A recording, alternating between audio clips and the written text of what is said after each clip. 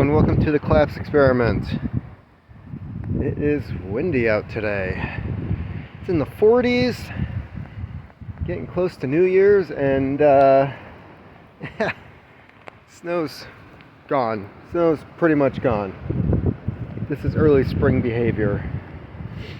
So, don't have heroes. When I was growing up, and I'm not saying that this should be true for kids, but at the same time, there's a reality. When you're a kid and you look up to somebody, and there's the old phrase, don't ever meet your heroes, because it will completely destroy the idea that you had. But that's part of growing up. And for some reason, when it comes to the people that I always looked up to, and I don't know if this is true for everyone, but they always ended up failing horribly in some way, or in the end, deleting themselves. So, the most recent example of this would be Anthony Bourdain. Pretty sure most of you know how that ended. And there were things I did not know about him that didn't come out until afterwards. So, what excited me about him was the fact that here's a guy who was a nobody. He really did nothing noticeable with his life other than being a cook, and not a very good one, until he was in his 40s. And then he finally ended up with a big break on a book. And his story kind of gave me hope, because watching his career, I was a guy who was in my 30s, now I'm in my 40s, wondering, I wasn't even wanting his level of success. I don't care about being on TV, right? It's more of is there something I can accomplish that would give me financial security? The type of security where I no longer have to worry about,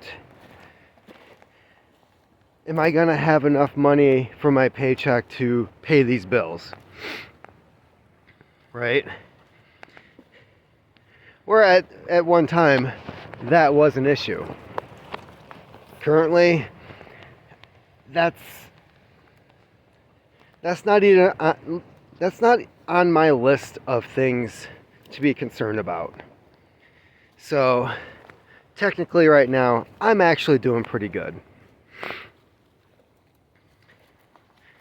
Other heroes that I've had in the past, I think a lot of guys out there can say oh, Bruce Lee is so awesome. Well,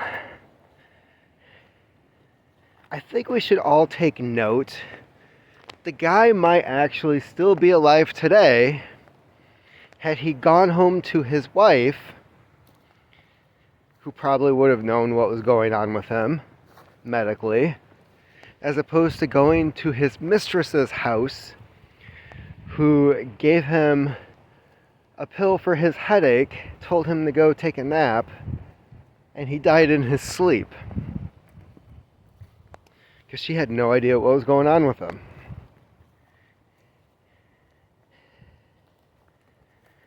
So it's things like that, right? And for some reason, this whole notion or idea of heroes, people tend to link it to sainthood, right? Oh, this person's so great, couldn't possibly have done anything wrong or immoral. And I don't know if that comes from Catholic upbringings like mine. But this whole idea of putting somebody on a pedestal, making a personal idol out of them, trying to emulate them. And there's really nothing wrong with looking at someone saying, hey, how did they get there? What are the things that they did? And then seeing if copying that will have the same effect for you or something very similar.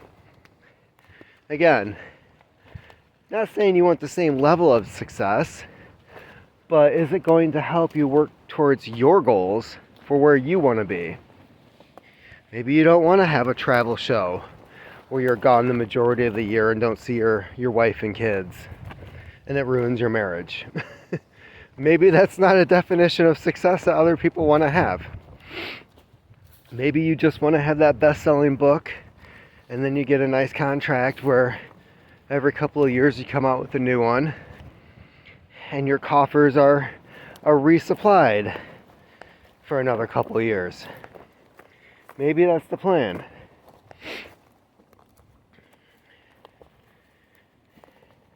So, I can go on and on about people that I used to look up to that ended up being, in a sense, disappointments when you learn about them. But the other thing that we have to keep in mind is that nobody is perfect. And a lot of times,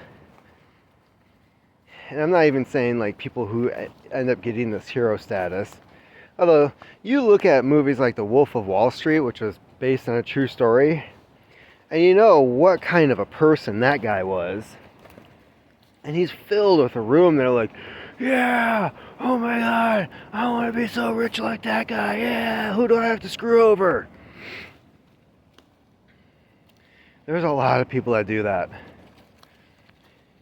And obviously they don't give a shit about who gets hurt along the way. They just want to have what that guy has, regardless of how things turn out in the end. I remember when I was a kid, it was like this big scandal to find out, what do you mean Arnold Schwarzenegger took steroids?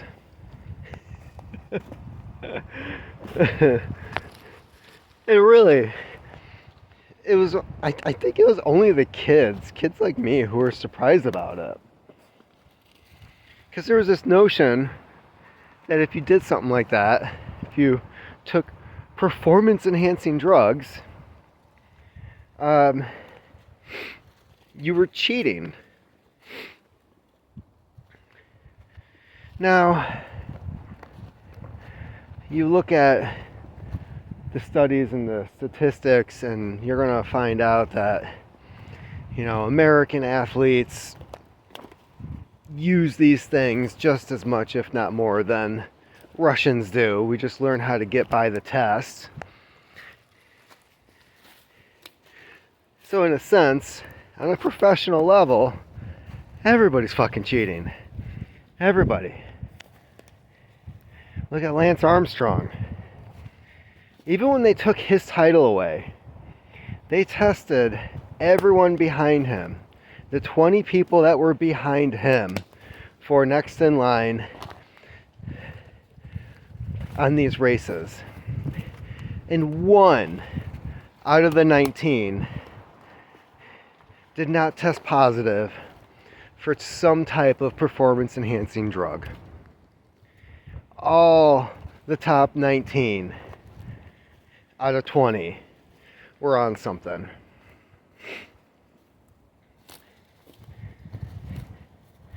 So looking back, and I could go into more detail about Arnold and what was going on with him.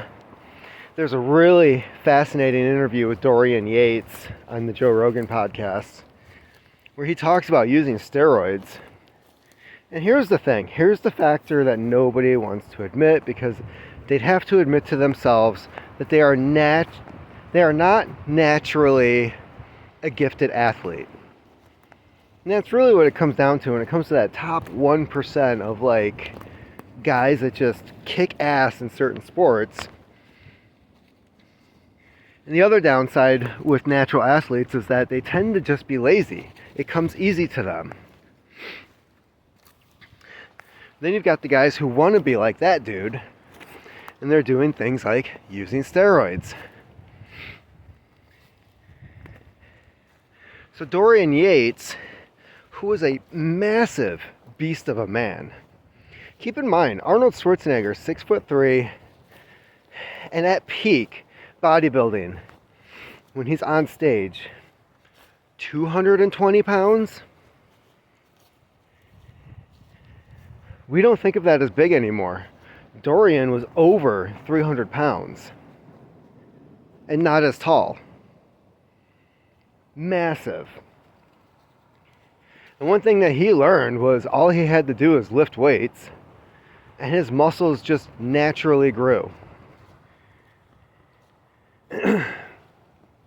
And later on, because of the guys in the gym, he started using and taking steroids, but it wasn't much.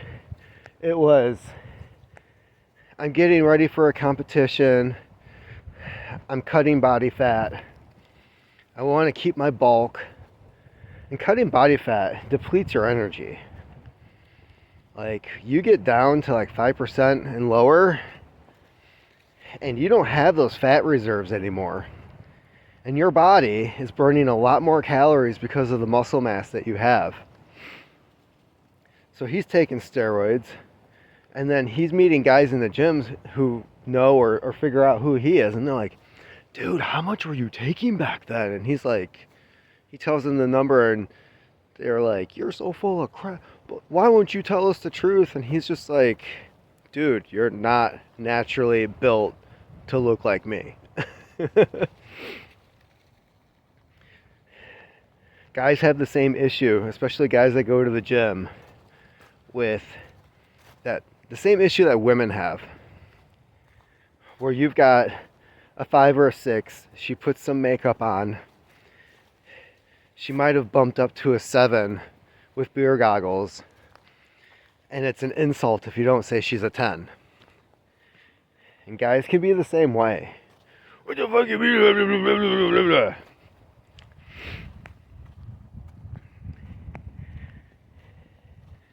So to get back to our heroes.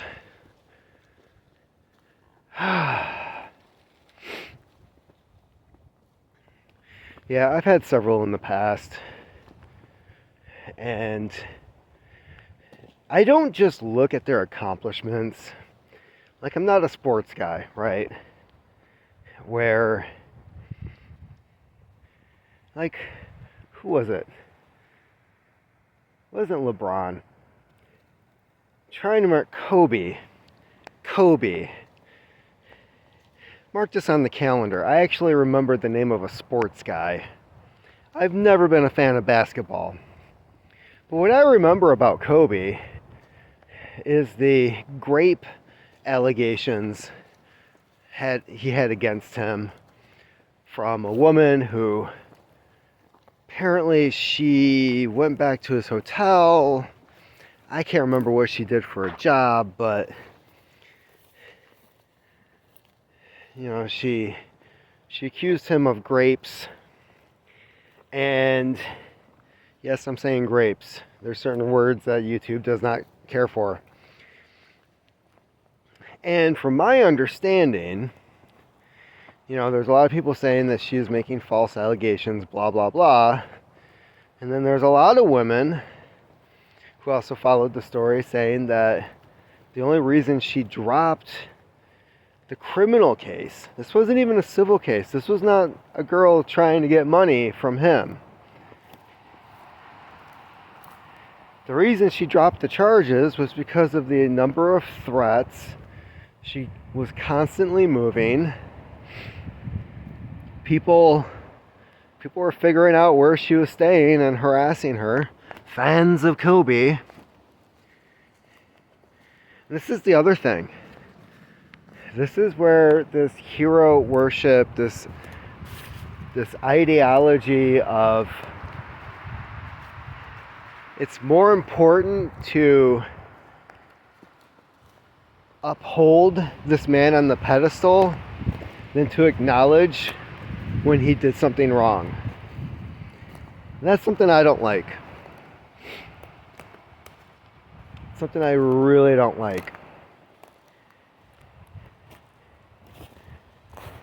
When it's more important for the fans to have a guy play a sport and continue in his career because their team needs to win, it's not cool.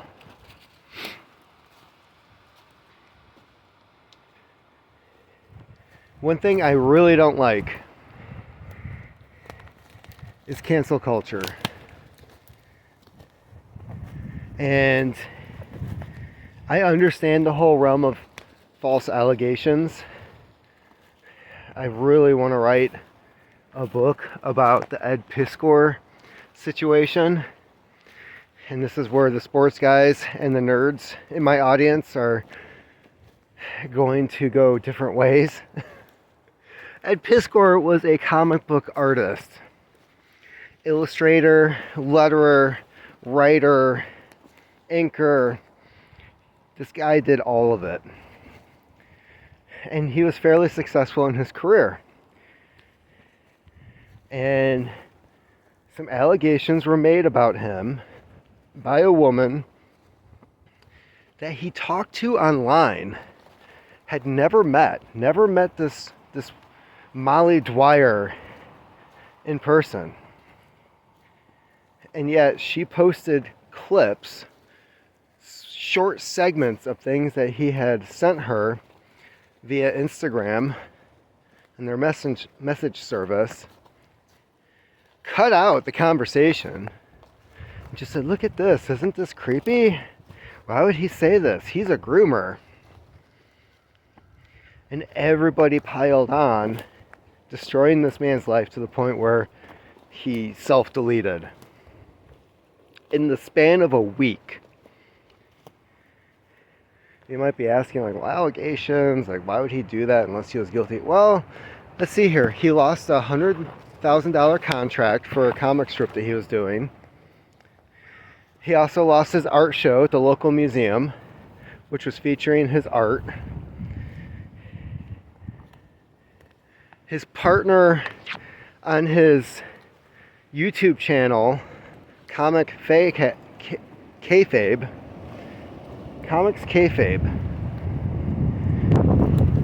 said that he was no longer doing the show with his best friend anymore because of the allegations. So every part of his life, literally every part, he's not married, no kids, he's solitary most of the time, he works on his comics, was taken away from him in the span of a week with little to no journalistic investigation as to what the hell actually happened and whether these allegations were true.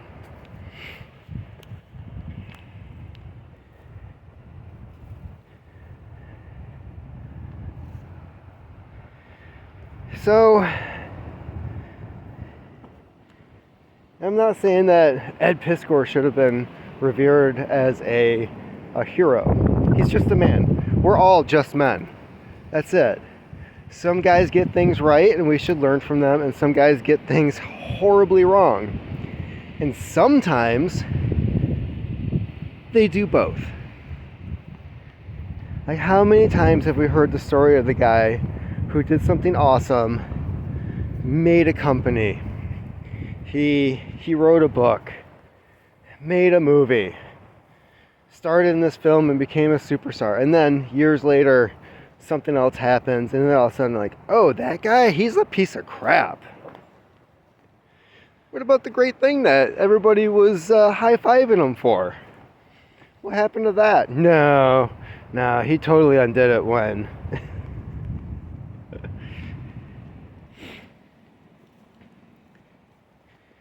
And this goes for politicians too. Like, nobody should be worshiping Donald Trump.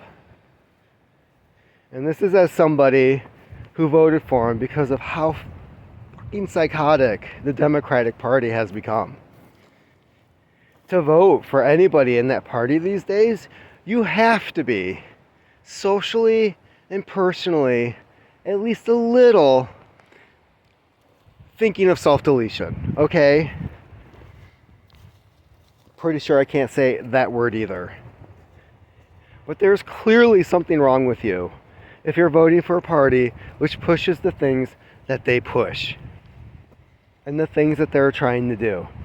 If you're living in Michigan and you still support Gretchen Whitmer as the governor, I'm not going to be surprised if a week or two from now you're in the obituary because a shotgun accidentally did its thing, right?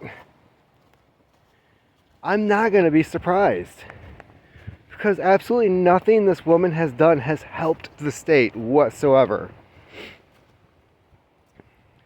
We have to stop looking up to people just because they're in positions of authority.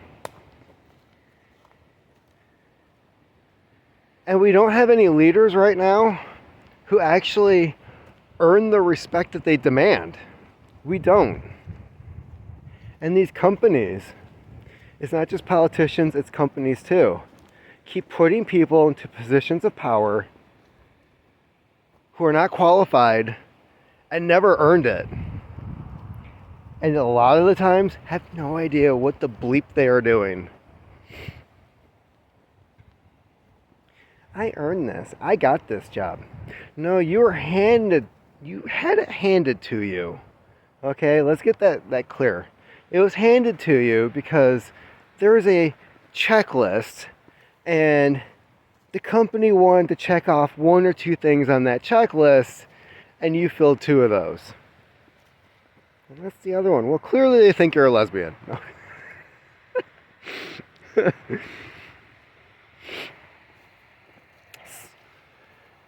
So, we really need to get rid of the heroes. It's okay to enjoy somebody's movies. It's okay to admire somebody's physical abilities. It's okay to look at how somebody did something and see if it works for you as well. But to worship these people like they're infallible, and when they do something wrong, that it's immediately a lie. She's just trying to... No, let the investigation unfold. Wait a couple days. And if they're false, they're false. if there's some truth to it, okay, let it go to court.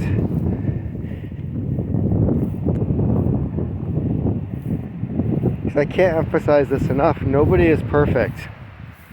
And we shouldn't look at anybody like they're perfect because they won a game or because they achieved something that nobody else has ever achieved before.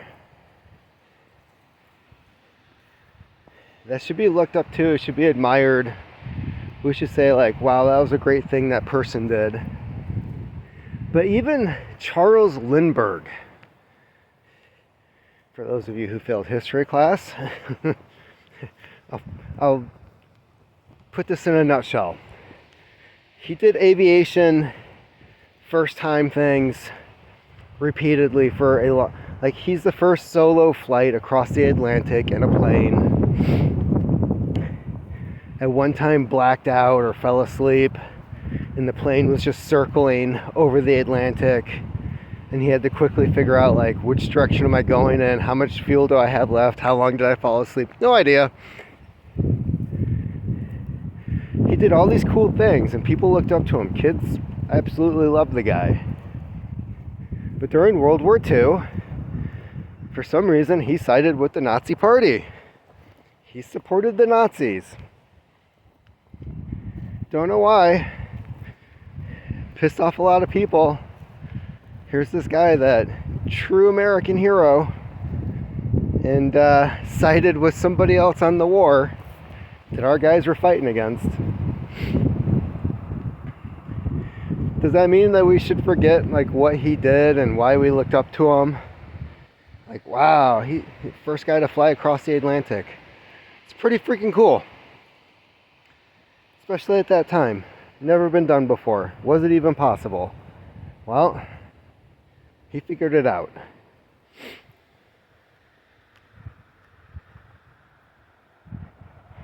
But for some reason, he thought the Nazis were on the right side of history. And apparently the rest of the federal government did too after the war was over. That's another story. Keep on typing.